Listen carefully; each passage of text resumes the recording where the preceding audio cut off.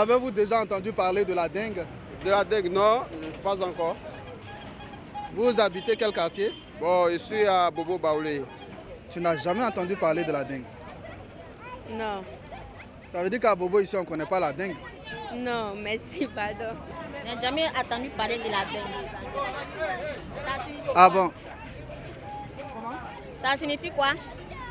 C'est le constat fait ce samedi 20 juillet à Abobo, la deuxième commune touchée par l'épidémie de dengue après le district sanitaire de Cocody. Ici, certaines populations ignorent encore l'existence de cette maladie provoquée par la piqûre du moustique tigre. L'ONG Espoir pour tous et le Conseil national des jeunes d'Abobo ont décidé de combattre la maladie par la sensibilisation. L'ONG Espoir pour tous a pris l'initiative d'organiser cette campagne de sensibilisation afin de freiner déjà l'élan de cette maladie dans la commune d'Abobo. Dès mardi déjà, nous procéderons donc à la formation de 200 jeunes issus des différents quartiers qui investiront dès le lendemain, c'est-à-dire mercredi, les différents quartiers comme pour sensibiliser notre population sur les risques et les dangers liés à cette maladie et effectivement avoir une idée, n'est-ce pas, de comment éviter cette maladie. Représentant le premier magistrat de la commune d'Abobo, Ahmed Bakayoko, à cette cérémonie, Brahima Ouattara, 4e adjoint au maire, a dit l'engagement de la municipalité à faire barrage à l'avancée de la dengue à Abobo. En termes de santé, il était important que le ministre lui-même nous dépêche pour venir soutenir cette jeunesse pour la sensibilisation. Parce que le virus sévit. Le virus de la dengue sévit et que le traitement, vu le taux de pauvreté de notre commune, vu l'indice de pauvreté, le traitement est cher. Donc, vous comprenez que la seule solution qui nous reste, c'est la prévention. À Abobo, 50 cas de dengue ont été identifiés selon l'ONG Espoir pour tous. Pour toucher toutes les couches de la population, cette organisation non gouvernementale, lors de cette campagne, a choisi également d'utiliser la communication gestuelle.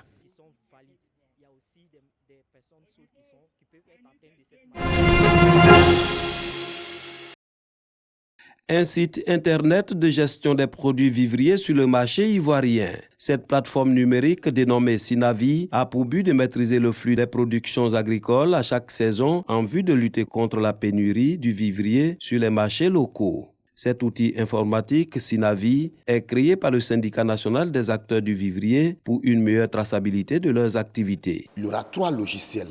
Il y a une application mobile, un desktop, c'est-à-dire le serveur central, ainsi que un site internet.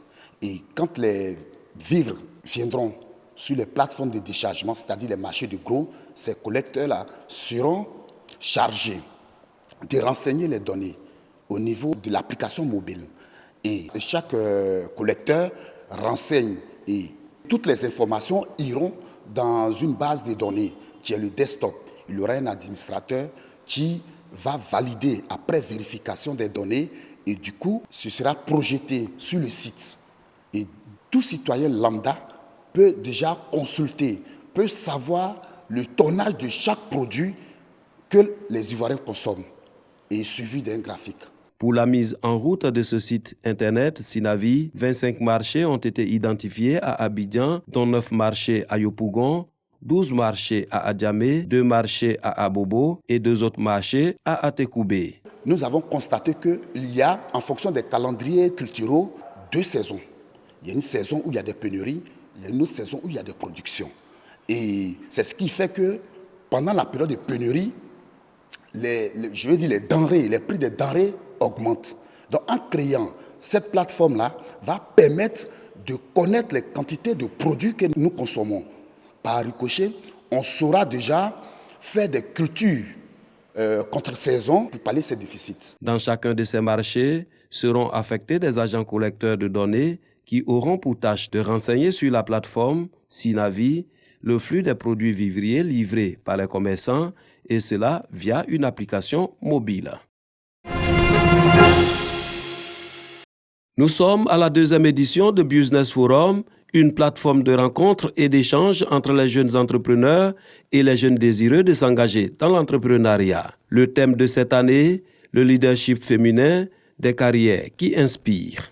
Pendant 1 heure, les panélistes ont entretenu l'auditoire sur l'importance de l'entrepreneuriat féminin. Représentatives dans tous les secteurs d'activité économique, les femmes peuvent être un facteur déterminant dans le développement de la Côte d'Ivoire, ont indiqué les panélistes. Pour nous, l'entrepreneuriat féminin ne doit pas être cantonné seulement dans les petits métiers de l'informel auxquels ces femmes-là s'adonnent ou en milieu rural, mais on doit pouvoir le développer, faire en sorte que par des financements, par l'éducation financière, par la mise à disposition de fonds, par le développement de l'accès au financement et à l'éducation financière, elles puissent atteindre un niveau qui puisse les faire sortir du secteur informel. Laguna Business Forum est une initiative de la Chambre internationale d'Abidjan-Lagune, une organisation citoyenne qui regroupe des jeunes de 18 à 40 ans.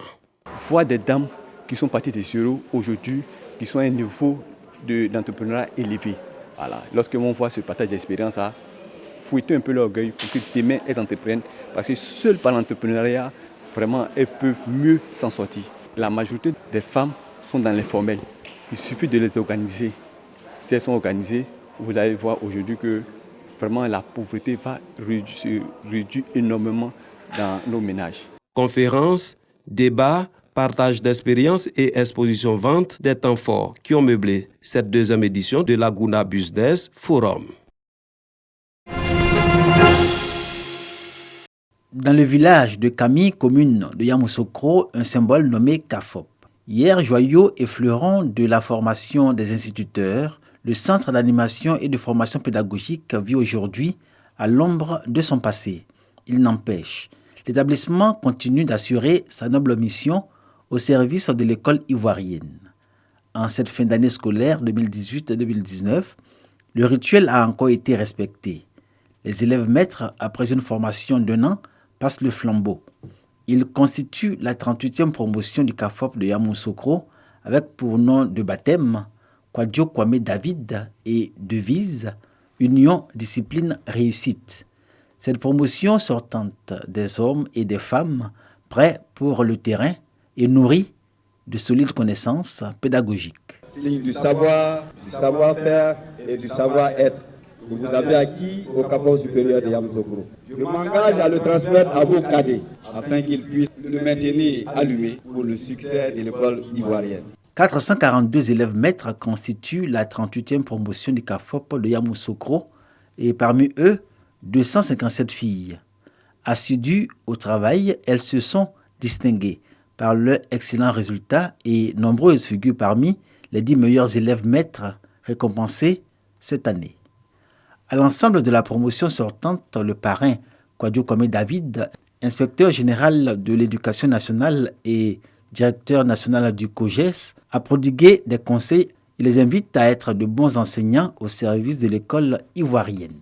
La vérité scientifique dans l'enseignement est un préalable. Si vous ne connaissez pas, demandez. Vous aurez enseigné vrai et les enfants, vous le revaudront un jour.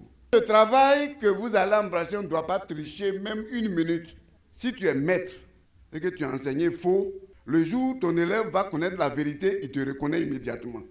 Mais avant, le porte-parole des élèves maîtres lui a traduit toute la reconnaissance de la promotion avant de prendre, au nom de ses condisciples, l'engagement de l'honorer partout où ils seront appelés à faire valoir leurs compétences. Ce que je vais enseigner, donner aux enfants, c'est d'abord la discipline et leur permettre d'aller aussi et arriver où moi je suis passé.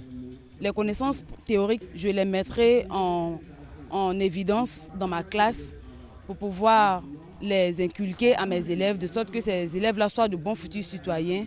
Outre les meilleurs élèves maîtres, les meilleurs agents du CAFOP de Yamoussoukro, au titre de l'année 2018-2019, ont reçu un prix, une invitation à persévérer dans l'effort et servir de modèle au sein d'un établissement de déliquescence où tout, absolument tout, rebute au point où le CAFOP de Yamoussoukro aujourd'hui est devenu la grande leader.